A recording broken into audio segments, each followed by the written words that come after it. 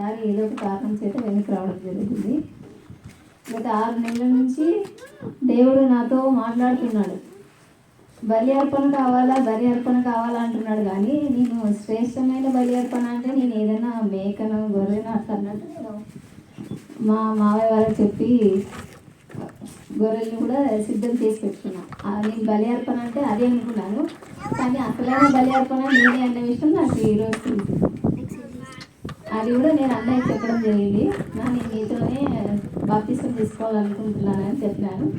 చెప్పిన తర్వాత నుంచి నాలో చాలా వరకు వచ్చిన శోధనలన్నీ తగ్గిపోయినాయి. నేను పొందుకున్న వాదనలు చాలా వరకు తగ్గిపోయినాయి.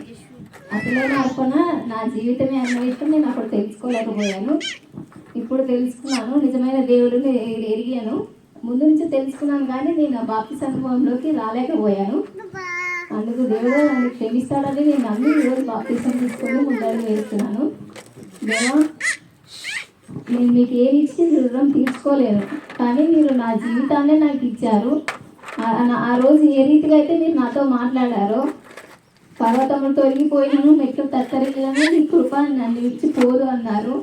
కానీ నేను ఆ రోజు కూడా మీ మాటలు లెక్క చేయలేదు. ఏ విధంగా అయితే యుద్ధము నేను కాదు యెహోవానే చేస్తున్నాడు, అది కూడా ఖడ్గబలము చేత అన్నారు.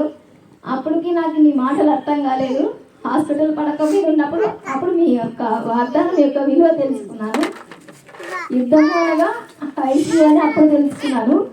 ఐసీయూలో నేను పొందిన నరకాన్ని యుద్ధం చేత మీరు, అది కూడా ఖడ్గబలము చేత.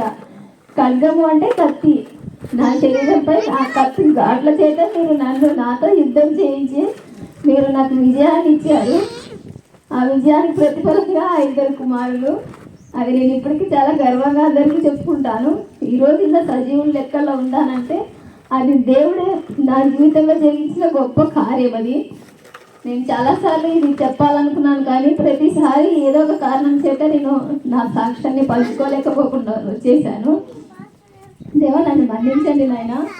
నీ వాగ్దానాన్ని నేను నలుగురితో పంచుకోలేకపోయాను నాయన. ఇకపై తండ్రి అటు బిడ్డగా ఉండకనైనా నీ వాగ్దానాన్ని నలుగురితో పంచుకుంటాను నాయన.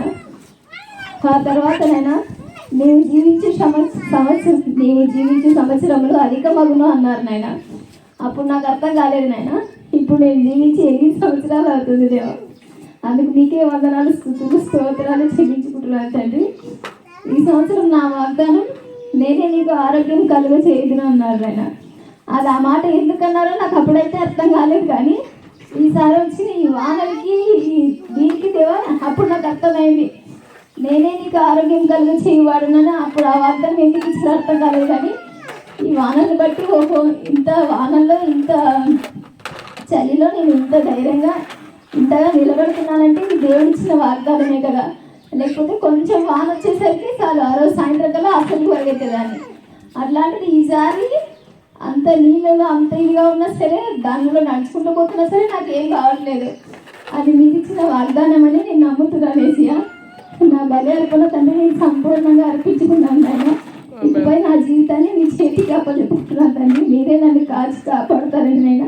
మీ రెక్కల చాటున తండ్రి నన్ను ఉంచుకున్నారని నేను నమ్ముతున్నాను.